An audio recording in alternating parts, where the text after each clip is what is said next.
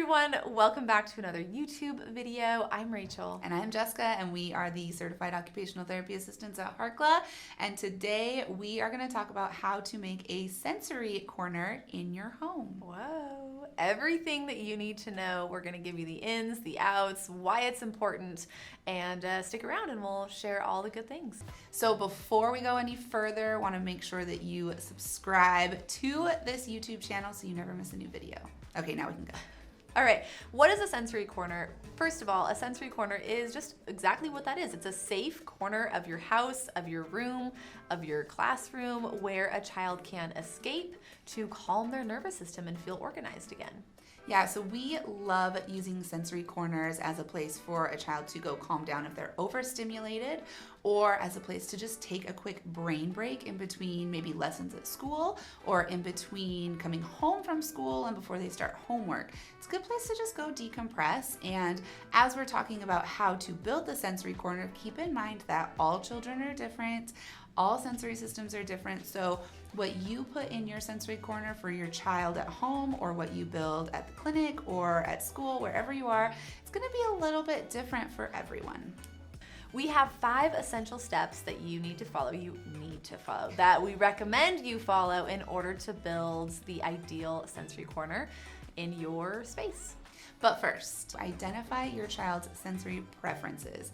There's a really great free checklist from Sensational Brain that'll be linked in the description that you can use to get started. But really, you just want to find out what your child enjoys, what sensory activities they like, what helps them feel calm and cool and collected. So when you are trying to figure out what your child's sensory system benefits from most, what input they love, maybe what input they don't love as much, be sure to include your child in this process. So have them fill out the checklist with you if possible, ask them questions, talk about it. Do you like it when I give you a big squeeze, or do you like the smell of peppermint? Does that make you feel excited? Before an activity, do you like to chew gum? Before you, and I guess just one more thing before you actually get started is to figure out where this sensory corner is going to be. Yes. Is it going to be in your living room area? Is it going to be in a bonus room or a bedroom? Are you going to use a closet? Whatever you're going to use, just identify where the best space is, and then you can start building it. Yeah, and again, include your child in this process as well. We have a Harry Potter closet under the stairs, and that would make a really cool sensory space for a child because it's different and it's fun and it's a cool hideout. But maybe you don't have that. Maybe putting it in the child's room is going to be the best option. So include them in this process as well. Okay, now we can build it. Okay, let's build it. So number 1 is going to be to create some sort of enclosed space. If you have that little Harry Potter closet, perfect. The step 1's already done.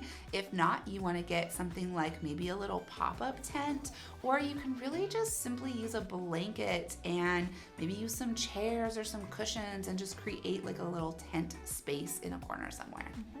The next one is to add some proprioceptive tools. When in doubt, prop it out. Y'all know that we love all things heavy work. It is the most calming and grounding sense. And things like weighted blankets, lap pads, weighted stuffed animals, anything that provides that resistance is really helpful to have inside of a sensory corner. Step number 3 is going to be to add an auditory component.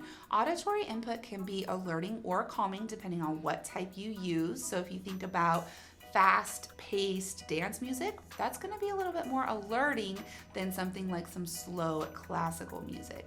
If your child's not really into music, or maybe they don't really notice music, use something like a white noise machine to just drown out other noises, or even get some over-the-ear noise-canceling headphones where they can put them on and it just cancels out all the other noise in the house or the classroom or the therapy clinic, wherever you're at, to help them just feel more calm with less noise. Yes. Okay, the next one is to add some different lighting options. We love lava lamps. If y'all remember lava lamps, bring those bad boys back out. Disco lights are fun, even just some twinkle lights, putting those up in the space.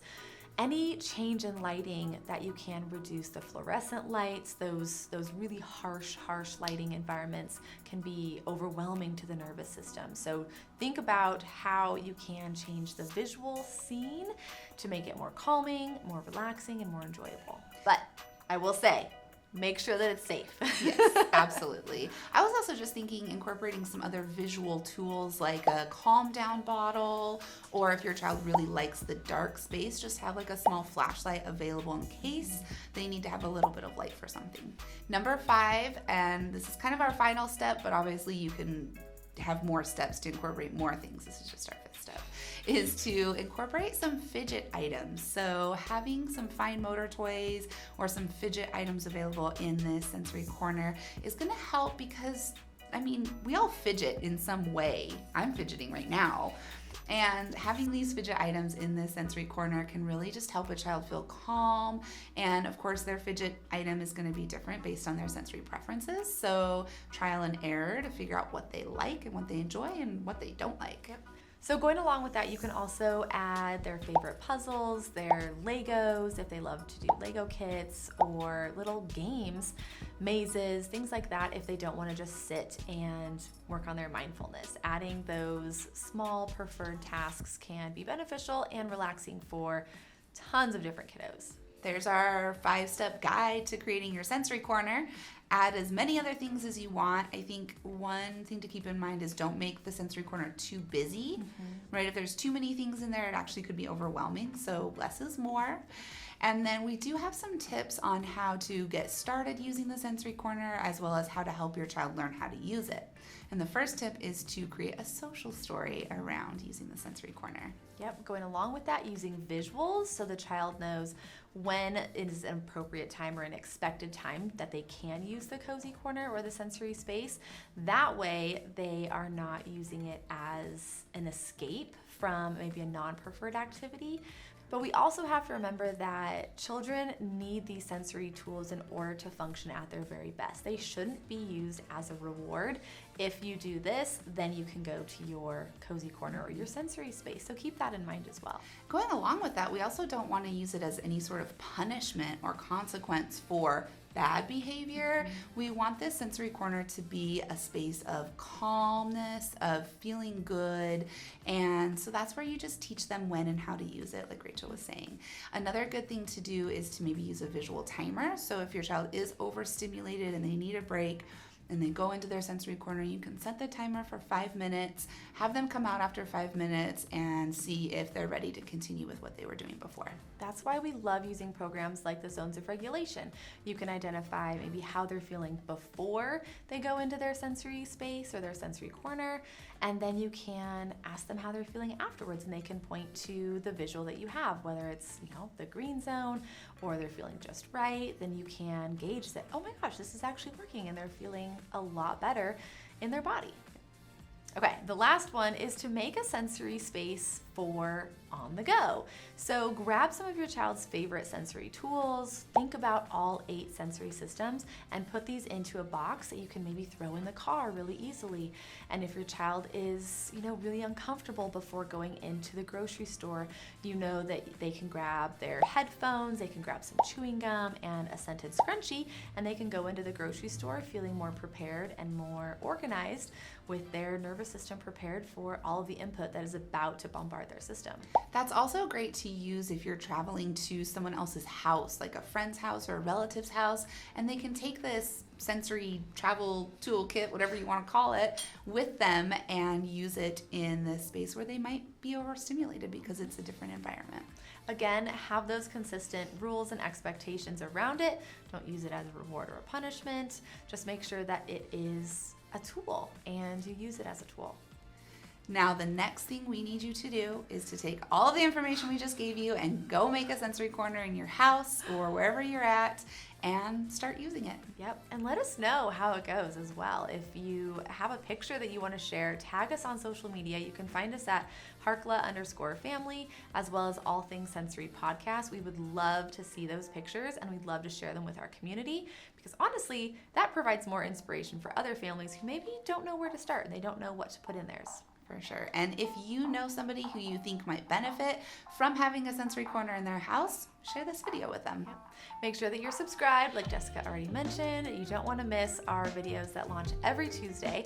And make sure that you're listening to our podcast as well, because topics that we share here on YouTube, we also have a lot of similar coordinating episodes on our podcast, which is All Things Sensory by Harkla. And you can find that on all major podcast platforms as well. Okay, I think that's it, and we'll see you next week.